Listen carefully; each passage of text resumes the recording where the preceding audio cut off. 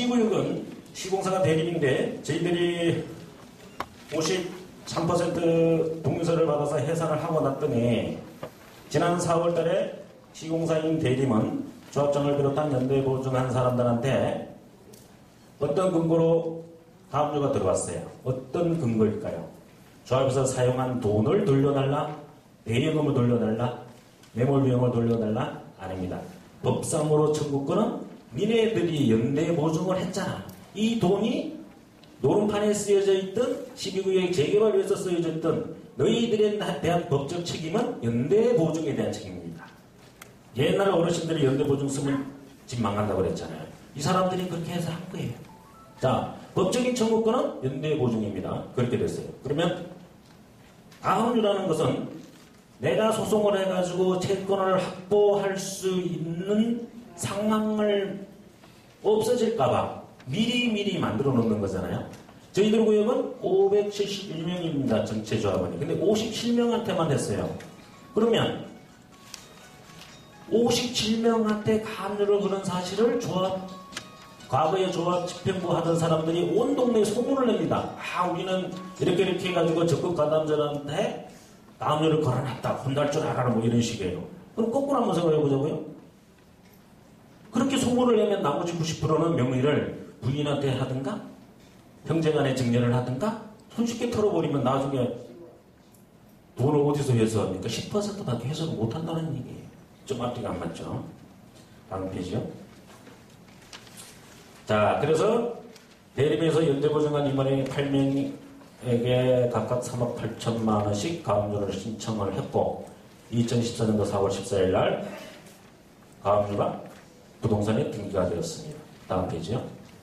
그래서 이 사람들이 57명, 6명이 조합원 일부, 저를 포함해서 저는 단순 가담자인데 이 양반들이 자꾸 판단했나 봐요. 적극 가담자로 해서 저를 포함해서 57명이나 가압류가 들었습니다.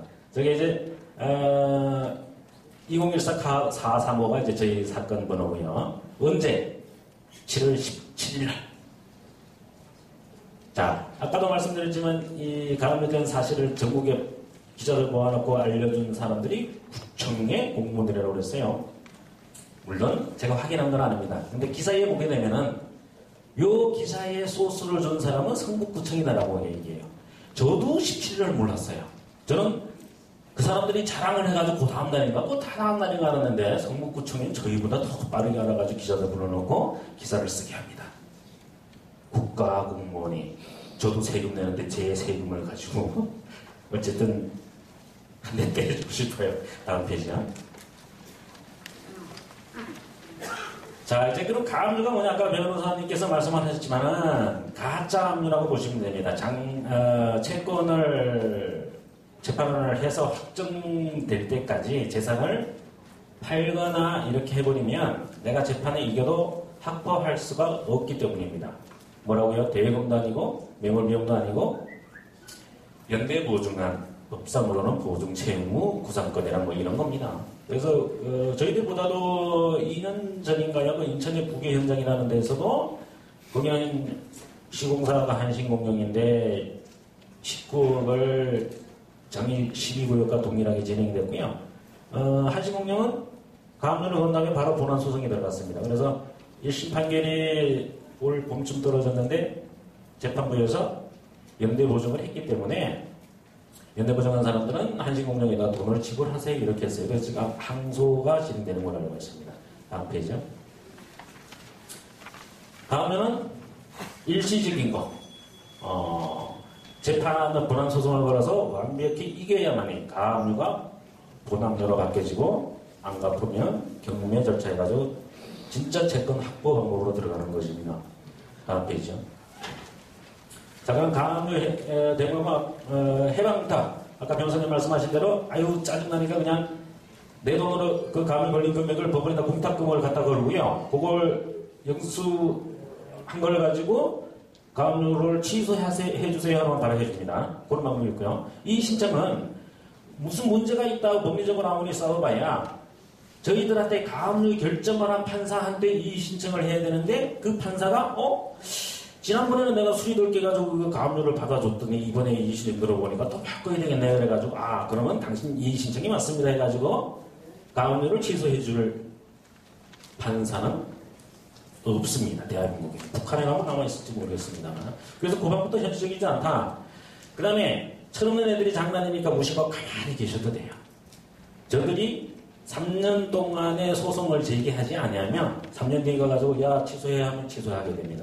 그래서 저희들의 이제 제소명령 신청이라는 것은 너희들이 주장하는 것은 터무니가 없다. 너희들이 주장하는 돈이 30억이라는데 그 돈을 진정 우리 재개발 사업을 위해서 사용했느냐? 니네들이 개인적으로 술을 먹거나 흥청망청했거나 이런 돈도 가져와라. 그러니까 고난 소송을 빨리 들어와라. 가압류 상태를 길게 가지 말고 니네들이 자신이 있으면 소송을 들어와서 우리 걸 뺏어가라는 겁니다. 이거는 저희들이 제소명령을 신청하는 거예요. 그래서 적극적인 대응 방법이 제소명령 신청인데 저 4가지 중에 저희들은 제소명령 신청을 선택을 했습니다. 다음 페이지요. 그래서 언제 지난 7월 25일 날 57명이 모여가지고 회의를 한 끝에 철없는 애들은 해초리를 들어야 되겠다라고 결정을 하고요. 제소명령 신청을 하고 판사는 한 열흘 정도 검토를 하고 그러다가 판사는 검토할 어떤 재량이 사실은 없어요. 신청이 들어오면 바로 명령을 내리는 게 맞습니다. 7월 29일 날 명령을 내렸어요. 그거를 우편물로 그쪽에다가 소송 결정 정보를 송달된 게 8월 5일이에요. 그 내용을 보게 되면요.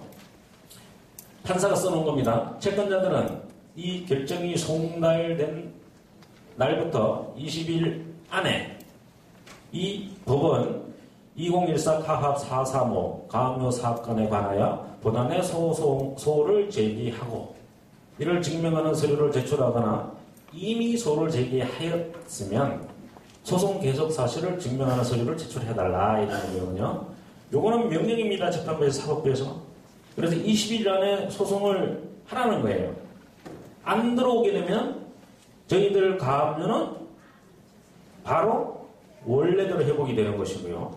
만약에 이 사람들이 들어오면은 제가 말씀드린 대로 사업을 위하여 사용한 돈과 개인적으로 사용한 돈, 범죄성이 있는 돈을 저희들이 찾아낼 거예요. 그래서 횡령과 배임으로 정면으로 부딪히게 됩니다. 그래서 소송이 들어오든 아니 들어오든 그 다음에 저희들이 다 끝난 다음에 해야 하는 일은 뭐라고요? 여태까지 이렇게 불편을 우리한테 준 너희들은 거기에 대한 책임을 져라. 손해배상 청구할 겁니다. 물질적인 손해. 예를 들면 저희들이 제소명령 신청서를 작성하고 법원까지 왔다 갔다 하는 교통비 일당 이런 게 이제 실질적으로 발생하는 손해고요. 그 다음에 가압류 때문에 내가 매매를 하려고 그랬는데 갑자기 중단됐다. 거기에 대한 손실. 그 다음에 이제 손해배상이라는 게 정신적인 손해. 여러분들이 많이 아시는 위자료. 이것까지도 청구할 수 있어요. 그러나 많은 돈은 아닙니다.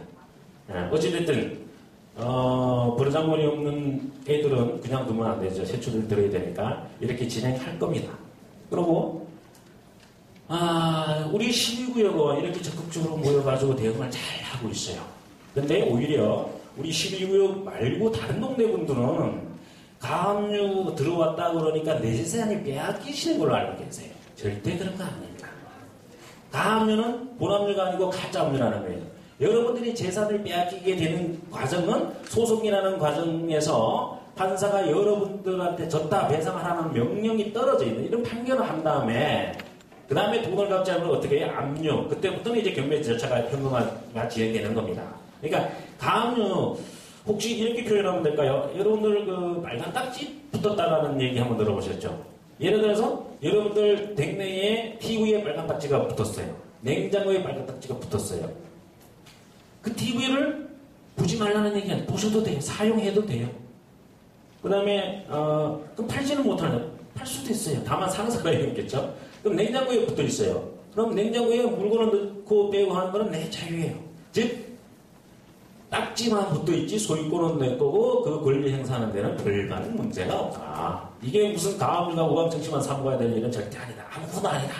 일상생활에서 자주 빈번하게 일어나는 일이다. 다만 이제 어르신들이 이제 이런 걸 처음 경험하시다 보니까 가압류라는 것이 엄청나게 뭐 문제가 있고 해산동물을 쓰면 안 되나 보다 이렇게 생각을 하시는데 절대 그런 건 아니고 마음 놓으시라고요.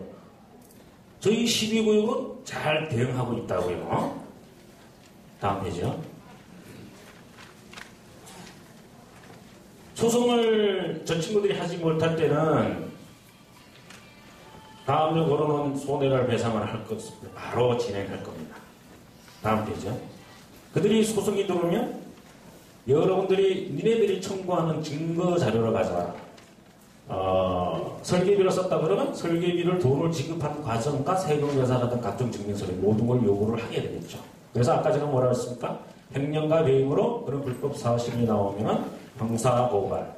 이 본안 소송은 차지하고라도 이렇게 책임을 물으려고 굳건한 각오로 임하고 있습니다. 다음 페이지요.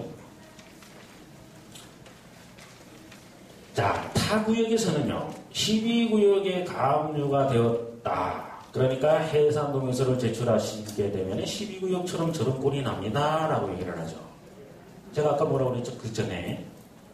저희들이 가압류 당하기 전에 조합의 임원들이, 연대 보증한 사람들이 가압류를 먼저 당했다고 그랬잖아요. 그럼 알려주려면, 친절하게 알려주면 두 가지를 다 알려줘야 되겠죠. 근데 조합원들한테만 피해가 오는 사실을 조합원들을 지극히 사랑이 넘쳐서 알려주겠습니까? 자기들이 연대 보증한 것 때문에 자기네 집이 날아가기 때문에 해산을 받는 겁니다. 여러분들의 재산이 반토막이 나든 반토막이 나든. 다음 페이지요. 자,